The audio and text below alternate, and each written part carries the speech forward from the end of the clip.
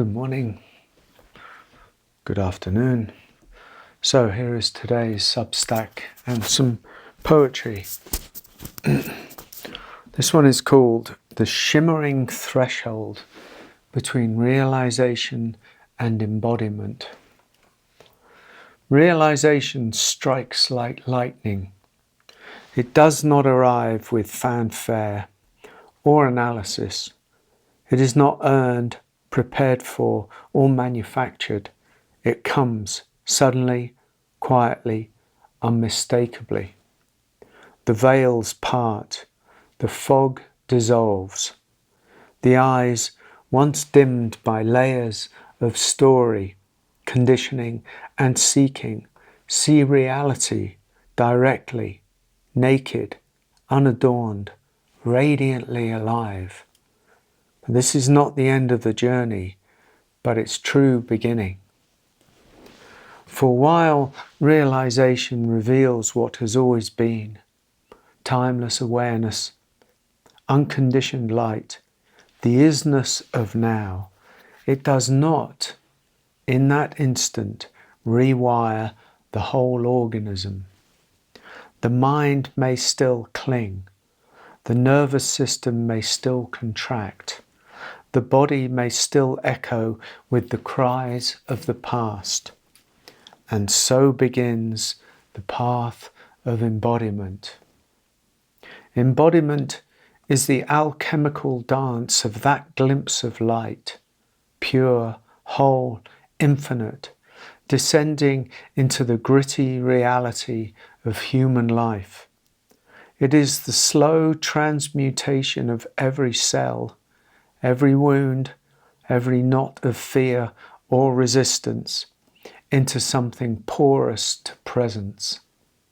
It is the integration of heaven and earth, not by escaping the world, but by becoming more fully present with it. This is where realization ripens into wisdom, where insight becomes flesh, where silence learns to speak through a human tongue, and love learns to walk with feet of clay.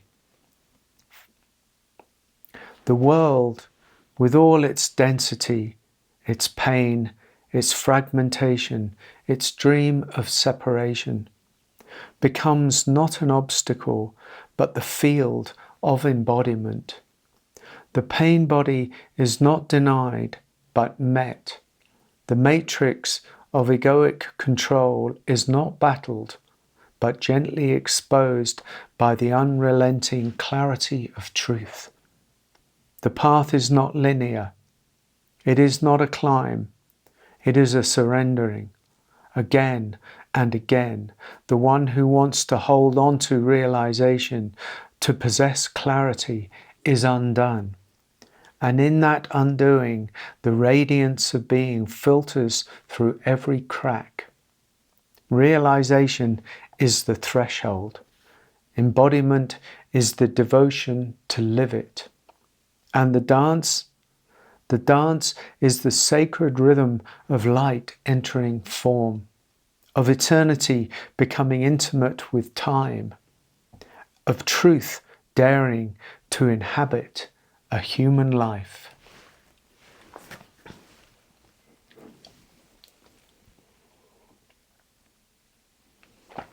And so a few poems as well. Don't dress up your spiritual ideas in robes and in ashrams, in transcendence and escape. Don't bring your imagination to it. It's more essential than that, more naked and free. It doesn't look a certain way. There are many ways to clothe the silent emptiness of love's being. The holy light pours you into form. The divine in-breath marks your arrival, and the out-breath your departure. How can you say you are alone when that light and that breath animate your every moment of life. I arrived on the spiritual path, naive and full of pain, desperate and deluded. No one told me it was a spiritual path. I had no time for concepts. I was too busy coming apart, trying to hold myself together and losing. I had no idea I was on a path at all, for there was nothing to follow, no signs, and no one saying, "Go this way."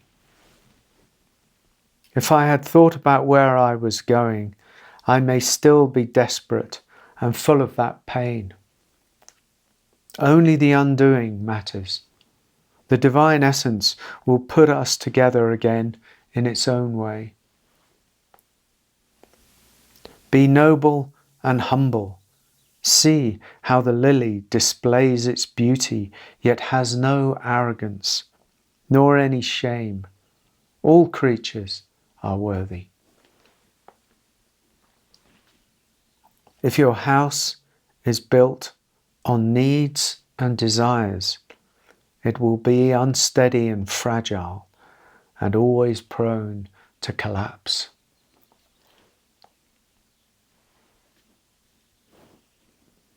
When you embrace your sorrow as something beautiful, you have allowed the river of grace to flow again, and it will heal you. Marooned and alone, abandoned by God, he wept in his sorrow. Remembering the totality and the grace of being, he wept in his joy. You are the perfect expression of the infinite, but you keep wanting to be different. Celebrate your beauty. Don't try to improve what is already perfect. In the quietness, the silence, the stillness is a vast awareness and natural intelligence, infinitely available and utterly holy. It is there at the core of us, radiating into us as we go about our lives. Call it presence, the peace that passeth understanding, or the silence of being. It's all the same pointing. We ignore it and easily miss it the whole of our lives. Some turn towards it.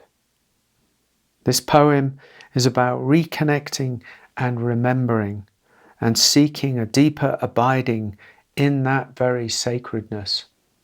This is about turning towards it.